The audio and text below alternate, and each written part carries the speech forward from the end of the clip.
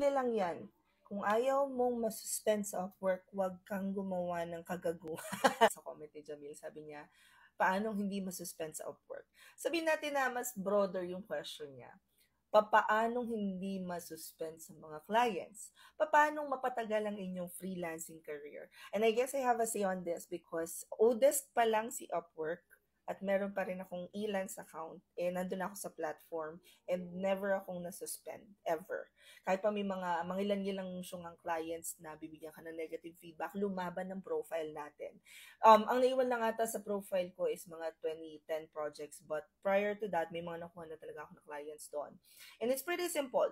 Number 1, huwag kang magsisinungaling.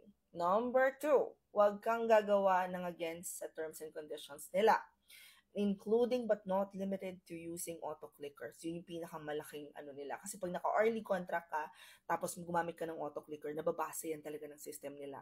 And ganun din guys, halimbawa lang hindi ko sinasabi na nangyari na to, but yung VA agency, meron silang time tracker.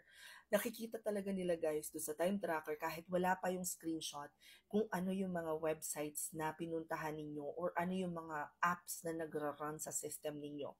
Maraming freelancers ang ayaw gumamit ng time tracker, kaya ayaw nila sa Upwork. Ako, gusto ko yung may time tracker para may proof ako na ito yung ginagawa ko during that time. So, hindi ka talaga hindi ka makakalusot sa akin client, ganun. And then also, Upwork provides the safety net na kahit hindi magbayad yung client basta naka-early contract ka, mababayaran ka. With that being said, if you guys wanna know kung ano pa yung mga bawal sa Upwork, meron talaga silang website para dyan. So if you guys go to upwork.com/legal, #terms, hashtag nga ba yun? O kung ano man yung tawag dyan, basahin yung website, dyan yung terms of service nila. So basahin yung isa-isa yan. Also, yung mga taong hangang-hanga doon sa mga gumagawa ng tutorial sa kung paano maano sa Upwork, guys, nandito talaga siya sa mismong website. So how to get started on Upwork as a freelancer. Nandyan yung mga nakikita nyong kino-content ng iba, tapos hindi nila kayo nire-refer sa tamang lugar kung saan nyo pwedeng mabasa. So, di ba, babasa lang kayo, iintindihin ninyo. Pagkatapos, pwede na kayo magsimula. Kaya tawan-tawa ako pag nakikita ko yung mga contents na or yung mga comments na, huy, ang galing-galing ni ganito. Alam niya kung anong gagawin sa girl, nandun talaga sa website.